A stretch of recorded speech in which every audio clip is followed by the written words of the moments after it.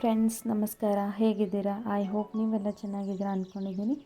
ನಾನು ಕೂಡ ತುಂಬಾ ಚೆನ್ನಾಗಿದ್ದೀನಿ. ಇವತ್ತು ನಾನು ಈರುಳ್ಳಿ ಮಂಚೂರಿಯನ್ ಮಾಡ್ತಾಯಿದ್ದೀನಿ. ಈಸಿಯಾಗಿ ತುಂಬ ಸಿಂಪಲ್ಲಾಗಿ ಮನೆಯಲ್ಲಿ ಹೇಗೆ ಮಂಚೂರಿ ಮಾಡೋದನ್ನು ನೋಡೋಣ ಬನ್ನಿ.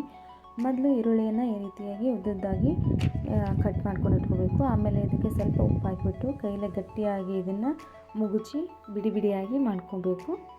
ಆವಾಗಲೇ ಮಂಚೂರಿ ಕೂಡ ತುಂಬಾ ಚೆನ್ನಾಗಿ ಬರುತ್ತೆ.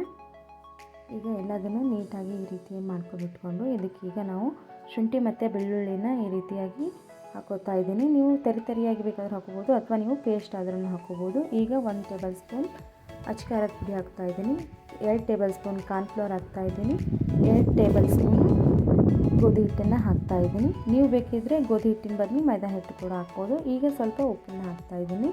ಮೊದಲೇ ನಾವು ಒಂದು ಸ್ವಲ್ಪ ಉಪ್ಪು ಹಾಕಿರೋದ್ರಿಂದ ಈಗ ಸ್ವಲ್ಪನೇ ಹಾಕಿದರೆ ರುಚಿ ಕೂಡ ಚೆನ್ನಾಗಿರುತ್ತೆ. ಈಗ ಎಲ್ಲದನ್ನು ನೀಟಾಗಿ ಮಿಕ್ಸ್ ಮಾಡ್ಕೊಳ್ಳೋಣ. ನಿಮಗೆ ಇದು ಗಟ್ಟಿಯಾಗಿ ಅನ್ನಿಸ್ಲೇ ಹೋದರೆ ಇನ್ನೂ 2 ಸ್ಪೂನ್ ನೀವು ಕಾರ್ನ್ಫ್ಲವರು ಮತ್ತು ಗೋಧಿ ಹಿಟ್ಟನ್ನು ಹಾಕ್ಕೊಂಡು ಈ ರೀತಿಯಾಗಿ ಉಂಡೆಯನ್ನು ಮಾಡಿಕೊಂಡು ಇಟ್ಕೊಬೋದು. ಈ ರೀತಿಯಾಗಿ ಉಂಡೆ ಮಾಡ್ಕೊಂಡು ಇಟ್ಕೊಂಡ್ಮೇಲೆ ಒಂದು ಕಡೆ ನಾವು ಎಣ್ಣೆನ ಕಾಯಿಟ್ಟಿದ್ದೆ. ಇವಾಗ ಎಲ್ಲದನ್ನು ಎಣ್ಣೆಗೆ ಹಾಕಿಬಿಟ್ಟು ಹೊಂಬಣ್ಣ ಬರೋವರೆಗೂ ಫ್ರೈ ಮಾಡೋಣ. ಚಳಿಗಾಲಕ್ಕೆ ಮತ್ತು ಮಳೆ ಬರೋ ಟೈಮಲ್ಲಿ ಏನಾದರೂ ಖಾರವಾಗಿ ಅಥವಾ ಬಿಸಿ ಬಿಸಿಯಾಗಿ ತಿನ್ನಬೇಕು ಅಂತ ಅನಿಸುತ್ತೆ. ಆ ಟೈಮಲ್ಲಿ ಈ ರೀತಿಯಾಗಿ ಮಾಡಿಕೊಂಡು ತಿನ್ನೋದ್ರಿಂದ ತುಂಬಾ ಚೆನ್ನಾಗಿರುತ್ತೆ. ಹೊರಗಡೆ ಹೋಗಿ ತಿನ್ನೋದಕ್ಕಿಂತ ಈ ರೀತಿ ಮನೆಯಲ್ಲೇ ಮಾಡಿದರೆ ನಾವೇ ಮಾಡಿದ್ದೀವಿ ಅನ್ನೋ ಖುಷಿ ಜೊತೆ ಮನೆ ಮಂದಿ ಎಲ್ಲ ಆರಾಮಾಗಿ ಕೂತು ತಿನ್ಬೋದು ಅಲ್ವಾ.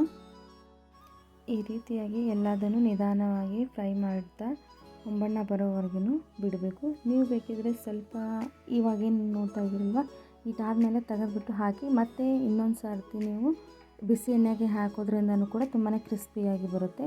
ಅಥವಾ ಬೇಡ ಅಂತಂದರೆ ಒಂದೇ ಸರಿನೇ ಎಲ್ಲದನ್ನು ಡೀಪ್ ಫ್ರೈ ಮಾಡ್ಕೊಬೋದು.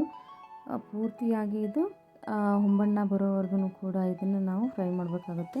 ಸೊ ನೋಡಿ, ಈಗ ಈ ರೀತಿಯಾಗಿ ಎಲ್ಲವಷ್ಟು ಫ್ರೈ ಆದಮೇಲೆ ತೆಗೆದು ಕಿಶಿಂದ ಇಟ್ಕೊಂಡ್ಬಿಡೋಣ. ಹಾಗೆ ಉಳಿದಿರೋ ಎಲ್ಲದನ್ನು ಕೂಡ ಇದೇ ರೀತಿಯಾಗಿ ಫ್ರೈ ಮಾಡಿಕೊಂಡು ಇಟ್ಕೊಂಡ್ಬಿಡೋಣ.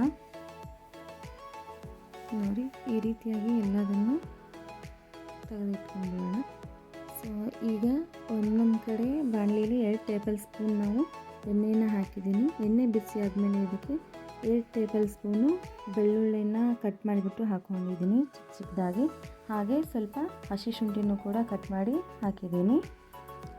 ಈ ರೀತಿಯಾಗಿ ಕಟ್ ಮಾಡಿ ಹಾಕೋದ್ರಿಂದ ಬೆಳ್ಳುಳ್ಳಿ ಮತ್ತು ಶುಂಠಿ ಬಾಯಿಸಿದಾಗ ತುಂಬ ಟೇಸ್ಟಿಯಾಗಿರುತ್ತೆ. ನೀವು ಬೇಕಿದ್ರೆ ಪೇಸ್ಟ್ ಕೂಡ ಹಾಕೋಬೋದು. ಈ ರೀತಿಯಾಗಿ ಗೋಲ್ಡನ್ ಬ್ರೌನ್ ಕಲರ್ ಬರೋವರೆಗೂ ನೀಟಾಗಿ ಹುರಿದಿಟ್ಕೊಳ್ಳೋಣ. ಈಗ ನಾವು ಒಂದು ಮೀಡಿಯಮ್ ಗಾತ್ರದ ಈರುಳ್ಳಿಯನ್ನು ಸಣ್ಣದಾಗಿ ಕಟ್ ಮಾಡ್ಕೊಂಡು ಇಟ್ಕೊಂಡು ಹಾಕ್ಕೊಳ್ಳೋಣ. ಈರುಳ್ಳಿ ಫ್ರೈ ಆದಮೇಲೆ ಇದಕ್ಕೀಗ ಹಸಿಮೆಣಸಿನ್ಕಾಯಿನ ಚಿಕ್ಕದಾಗಿ ಕಟ್ ಮಾಡಿಕೊಂಡು ಹಾಕ್ಕೊಂಡಿದ್ದೀನಿ. ಹಾಗೆ ಸ್ವಲ್ಪ ಕರಿಬೇವು ಕೂಡ ನಾನು ಕಟ್ ಮಾಡಿ ಹಾಕಿದ್ದೀನಿ. ಈಗ ಎಲ್ಲದನ್ನು ನೀಟಾಗಿ ಒಂದ್ಸರಿ ಫ್ರೈ ಮಾಡ್ಕೊಂಡ್ಬಿಡೋಣ. ಈ ರೀತಿಯಾಗಿ ಸ್ವಲ್ಪ ಫ್ರೈ ಮಾಡ್ಕೊಂಬಿಟ್ಟು ಈಗ ಇದಕ್ಕೆ ನಾನು ರೆಡ್ ಚಿಲ್ಲಿ ಸಾಸನ್ನ ಹಾಕ್ತಾಯಿದ್ದೀನಿ. ನಿಮ್ಮ ಹತ್ರ ಟೊಮ್ಯಾಟೊ ಕೆಚಪ್ ಇದ್ದರೆ ಟೊಮ್ಯಾಟೊ ಕೆಚಪ್ ಕೂಡ ಇದ್ರ ಜೊತೆಗೇ ಹಾಕೋಬೋದು. ಈಗ ರೆಡ್ ಚಿಲ್ಲಿ ಸಾಸ್ ಹಾಕಿದ್ದೀನಿ. 1 ಸ್ಪೂನ್ ಸೋಯಾ ಸಾಸ್ ಹಾಕಿದ್ದೀನಿ. ಹಾಗೆ 1 ಟೇಬಲ್ ಸ್ಪೂನ್ ನಾನು ವೆನಿಗರ್ ಕೂಡ ಹಾಕ್ತಾಯಿದ್ದೀನಿ. ಈಗ ಇದನ್ನೆಲ್ಲದನ್ನು ನೀಟಾಗಿ ನಾವು ಫ್ರೈ ಮಾಡ್ಕೊಳ್ಳೋಣ.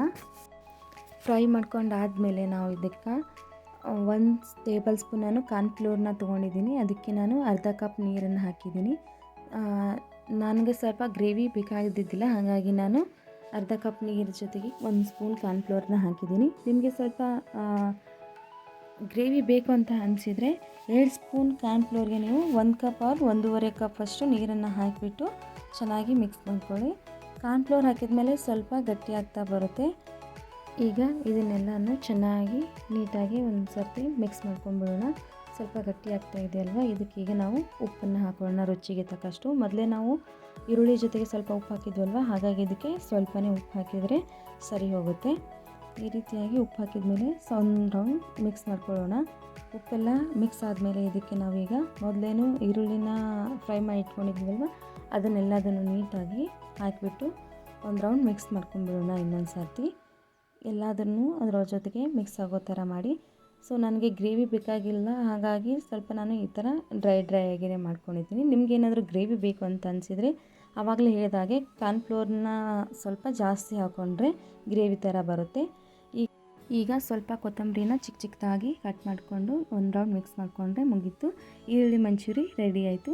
ನೀವು ಬೇಕಾದರೆ ಇದಕ್ಕೆ ಸ್ಪ್ರಿಂಗ್ ಆನಿಯನ್ ಕೂಡ ನೀವು ಕಟ್ ಮಾಡಿ ಹಾಕೋಬೋದು, ಟೇಸ್ಟ್ ಇನ್ನೂ ಚೆನ್ನಾಗಿರುತ್ತೆ. ಸೊ ನೋಡಿದ್ರಲ್ವ ಫ್ರೆಂಡ್ಸ್, ಎಷ್ಟು ಈಸಿಯಾಗಿ ಈರುಳ್ಳಿ ಮಂಚೂರಿಯನ್ನು ಮಾಡಿದ್ವಿ ಅಂತ. ಸೊ ಫ್ರೆಂಡ್ಸ್, ಈ ವಿಡಿಯೋ ನಿಮಗೆ ಇಷ್ಟ ಆಗಿದೆ ಅಂತ ಅಂದ್ಕೊಂಡಿದ್ದೀನಿ. ಇಷ್ಟ ಆದರೆ ಪ್ಲೀಸ್ ಸಬ್ಸ್ಕ್ರೈಬ್ ಮಾಡಿ.